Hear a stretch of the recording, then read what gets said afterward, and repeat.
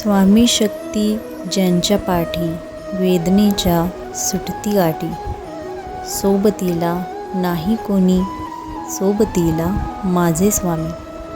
हे वाक्य ऐकायला आपल्याला खूप सुंदर वाटते ना. हे वाक्य ऐकल्यावर सर्व त्रासातून मुक्त झाल्यासारखे वाटते.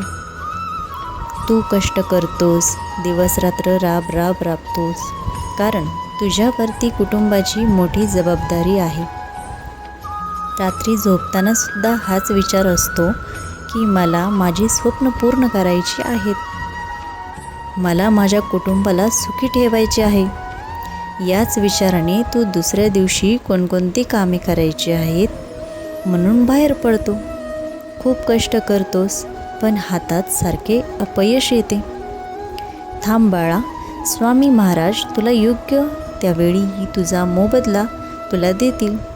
अपयश आले म्हणून हार मानू नकोस, जिद्दीने प्रयत्न कर.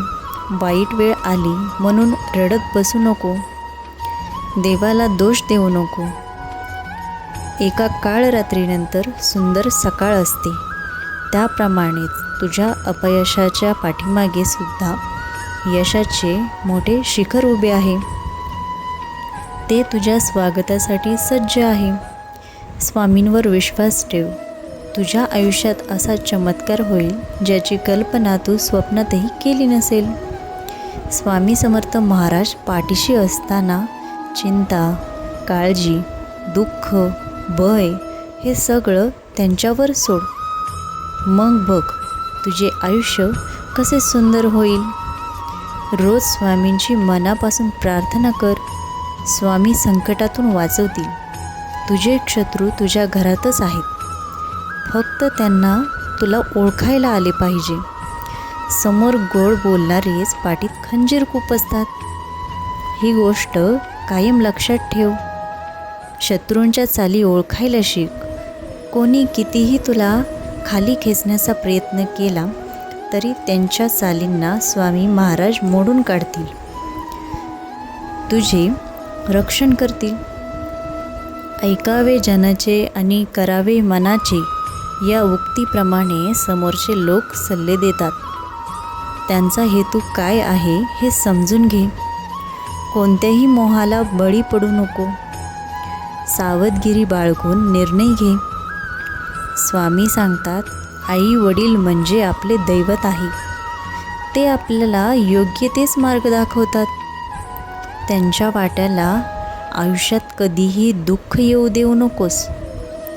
त्यांच्या चेहऱ्यावरचा आनंद म्हणजे चारधाम केल्याचे पुण्य तुला तुझ्या आईवडिलांच्या चरणाशी मिळेल. बाळा, तू तुझ्या कर्मावर विश्वास ठेव. चांगले कर्म कर. प्रामाणिकपणे तुझं काम कर, कारण कर्माचे फळ कोणालाच चुकलेले नाही. चांगले कर्म करणाऱ्याला योग्य ते फळ स्वामी नक्कीच देतात. तुझा शत्रू तुला हरवतोय, पण तुझ्या पाठीशी स्वामी महाराज आहेत. स्वामी महाराज त्यांचा डाव त्यांच्यावरच उलटवणार आहेत. तुझ्या हाती आलेले अपयशाने तुझे शत्रू खूप आनंदात आहेत, पण काळजी करू नकोस.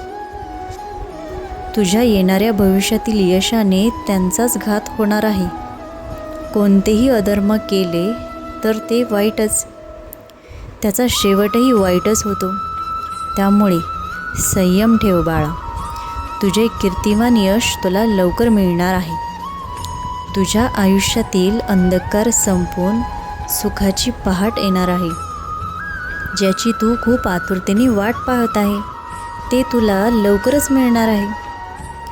रात्री तुझ्या डोक्यात असाच विचार येतो की माझ्याच बाबतीत असं का. सगळीकडून जेव्हा वाट बंद होते त्यावेळेस स्वामींना शरण गेल्यावरती स्वामी महाराज वाट मोकळी करून देतात. रस्त्यात येणारे अडथळे दूर करतात. त्यामुळे थांब बाळ, हताश होऊ नको. स्वामी तुला योग्य मार्ग दाखवतील. जीव तुझा अगदी कासावीस झालेला आहे. तुला काय करावं काय करू नये याच्यात तू खूप अडकत चालला आहेस. स्वामी नामाचा जप कर. सगळ्या त्रासातून बाहेर पडायला तुला मदत होईल. तोच देणारा आहे, तोच आपला पोशिंदा आहे. म्हणून स्वामींवर विश्वास ठेवून प्रामाणिकपणे कष्ट कर. स्वामी महाराज तुझी परीक्षा घेत आहेत.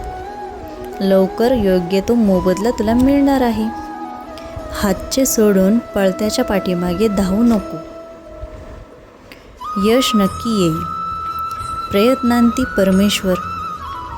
तुला स्वामी समर्थांची एक कथा सांगते, लक्षपूर्वक ऐक. एक भक्त अतिशय कठीण आर्थिक आणि कौटुंबिक संकटात होता. अनेक उपाय करूनही काहीच मार्ग निघत नव्हता. शेवटी तो अक्कलकोटला स्वामी समर्थांच्या दर्शनाला गेला. दर्शन होताच स्वामी म्हणाले, भिवू नकोस, मी तुझ्या पाठीशी आहे. त्या भक्ताने आपले दुःख स्वामी महाराजांना सांगितले. स्वामींनी त्याला धीर दिला आणि श्रद्धा व संयम ठेवण्यास सांगितले. काही दिवसातच त्याची अडलेली कामे पूर्ण झाली. उत्पन्नाचा मार्ग खुला झाला आणि घरातील संकटे कमी झाली. यामुळे तो भक्त खूप आनंदित झाला. या अनुभवामुळे त्याची स्वामींवरील श्रद्धा अधिक दृढ झाली. भक्त परंपरेत या कथेचा संदेश असा मानला जातो की श्रद्धा, सबुरी आणि सत्कर्म यांच्यासोबत ईश्वरावर विश्वास ठेवल्यास कठीण प्रसंगातूनही नक्कीच मार्ग सापडतो. त्यामुळे प्रामाणिकपणे कष्ट कर, यश तुझ्याच हाती आहे. श्री स्वामी समर्थ. व्हिडिओ आवडल्यास लाईक करा, शेअर करा आणि सबस्क्राईब करायला विसरू नका. धन्यवाद.